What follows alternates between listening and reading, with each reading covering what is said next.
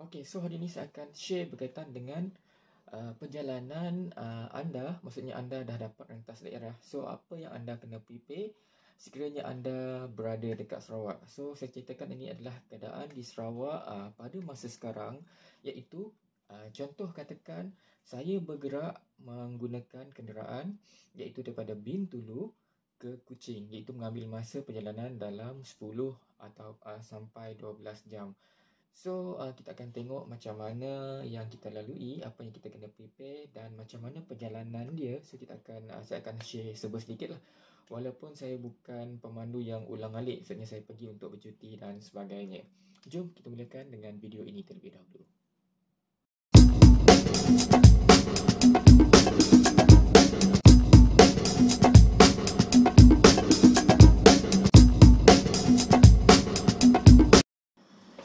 Salam NHA Channel di sini. Kepada yang telah subscribe, terima kasih.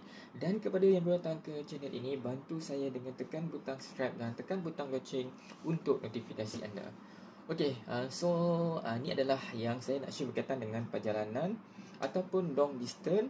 Okey, seperti contoh, saya berada dekat Bintulu, saya nak pergi ke Kuching. So, ia mengambil masa dalam perjalanan 10 hinggalah 12 jam. Okey. Dan pada masa yang sama, Pen Borneo masih belum disiapkan sepenuhnya lagi. So, mesti ada jalan-jalan yang berliku dan diketuk ataupun ada tempat lencongan dan sebagainya. So, anda kena hati-hati semasa melalui jalan tersebut. Okey, sebelum anda mulakan perjalanan, pastikan kenderaan anda dicek dengan baik, tayar, enjin dan sebagainya, dan perlu diservis sebab masa perjalanan mengambil masa iaitu yang paling lama iaitu 10 sampai 12 jam dan kita kena ulang alik. So, pastikan kenderaan anda dalam keadaan baik. Okey, so sepanjang tempoh perjalanan itu, anda pun perlu berhati-hati. Maksudnya anda pun perlu berhenti juga untuk jaga kenderaan anda pada masa yang sama supaya tidak terlalu panas ataupun overheat. So, anda perlu berhenti dekat mana-mana lokasi ataupun tempat berehat untuk makan, solat dan sebagainya lah, supaya kenderaan dapat cool down untuk enjin walaupun sekejap untuk memastikan kenderaan anda dalam keadaan baik. Okey, so seperti contoh Bintulu ke Kuching, anda mungkin boleh pilih tempat tempat stop. Contoh mungkin dekat Sibu ataupun mungkin dekat Serikir. Itu adalah checkpoint yang pertama supaya anda dapat menjimatkan masa dalam tempoh 10 jam hingga 12 jam tersebut. Okey, dan checkpoint yang kedua pula, mungkin anda boleh berhenti dekat Seri Aman sebelum pergi ke Kuching direct. So, tanpa hentilah. So, anda perlukan ruang rehat ataupun masa rehat untuk anda sendiri dan juga apa orang kata,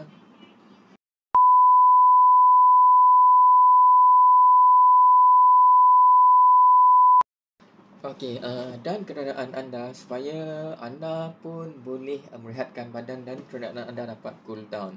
Itu adalah tip-tip yang perlu anda tahu ataupun perlu anda buat di sepanjang tempoh long distance, iaitu mengambil masa 10 hingga 12 jam.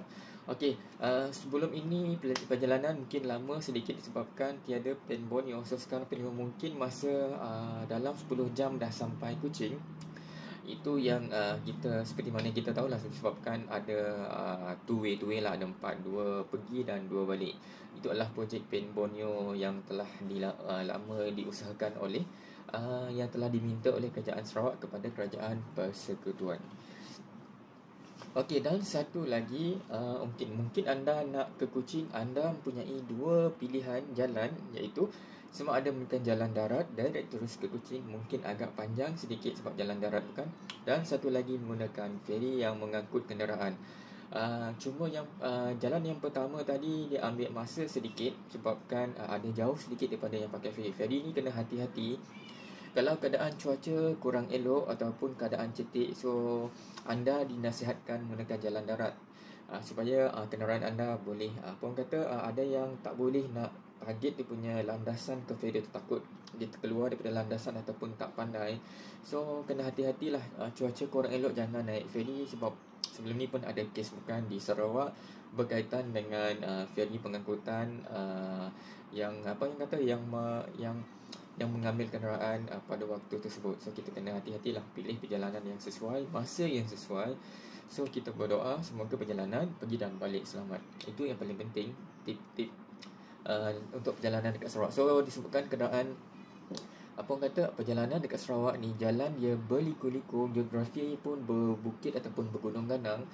So kenderaan yang paling terbaik adalah kenderaan yang tinggi sedikit daripada ground level, maksudnya macam 4-wheel, SUV dan sebagainya. Kalau kenderaan sedan ni okey, cuma jalan tak berapa elok bukan.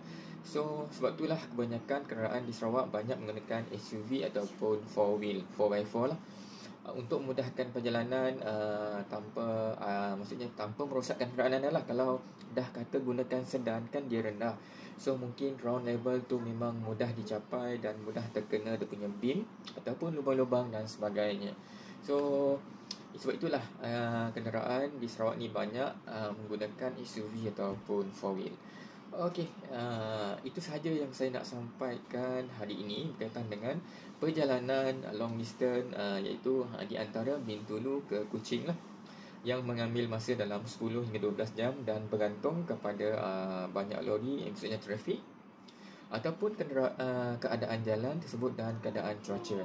So anda pastikan semua dalam keadaan baik, iaitu yang pertama tadi, kenderaan anda. Yang kedua, anda perlukan ruang rehat ataupun masa untuk berhenti. Maksudnya anda berhenti untuk rehatkan keadaan fizikal anda dan kenderaan anda. Yang ketiga, anda pilihlah jalan yang sesuai, sama ada menggunakan jalan darat terus ataupun jalan menggunakan feri. Okey, itu terpulang kepada anda. Anda cek masa yang sesuai untuk membuat perjalanan jauh lah. Okey, sampai di sini saja perkongsian saya kali ini. Jangan lupa support NHA Channel, subscribe NHA Channel, sehingga kita berjumpa lagi pada next video yang datang. Sudah tengok kan? Subscribe lah. Bye. Assalamualaikum.